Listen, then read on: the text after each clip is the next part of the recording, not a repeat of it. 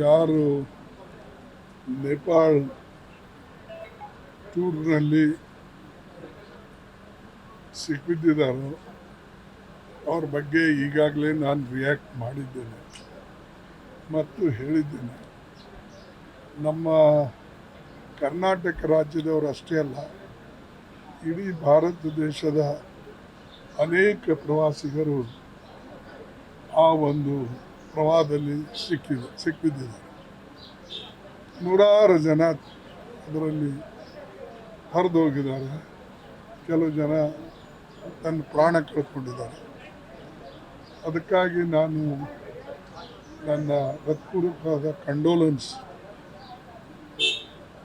ಶ್ರದ್ಧಾಂಜಲಿಯನ್ನು ಅರ್ಪಿಸ್ತೇನೆ. ಮತ್ತು ನಾನು ಪ್ರೈಮ್ ಮಿನಿಸ್ಟರ್ನು ಕೂಡ ಒಂದು ಲೆಟರ್ ಬರೀತಾ ಇದ್ದೇನೆ.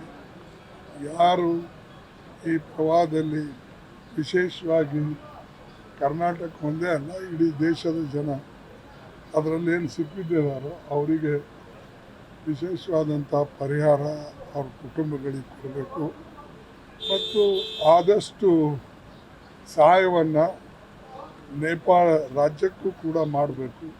ಯಾಕಂದರೆ ಅಲ್ಲಿ ಅನೇಕ ಜನ ಶ್ರದ್ಧಾಳುಗಳು ಹೋಗ್ತಾರೆ. ಅದಕ್ಕೆ ಆ ಮಾತು ಕೂಡ ನಾನು ಇವತ್ತು ಹೇಳ್ತಾ ಇದ್ದೇನೆ. ಪತ್ರದಲ್ಲಿ ಕೂಡ ಇದನ್ನು ನಾನು ನಮೂದು ಮಾಡ್ತೀನಿ.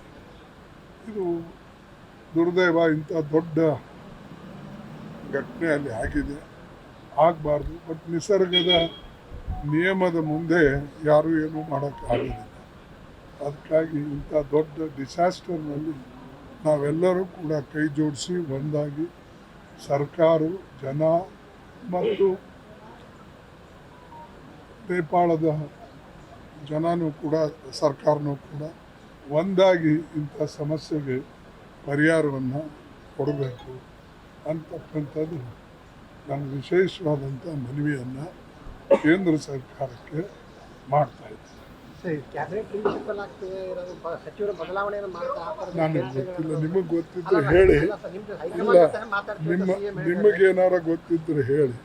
ನನಗಿನ್ನ ಏನಾದರೂ ಸುದ್ದಿ ಬಂದಿಲ್ಲ. ಅರೆ, ನಾನು ಗುಲ್ಬರ್ಗಾದಲ್ಲಿದ್ದೀನಿ.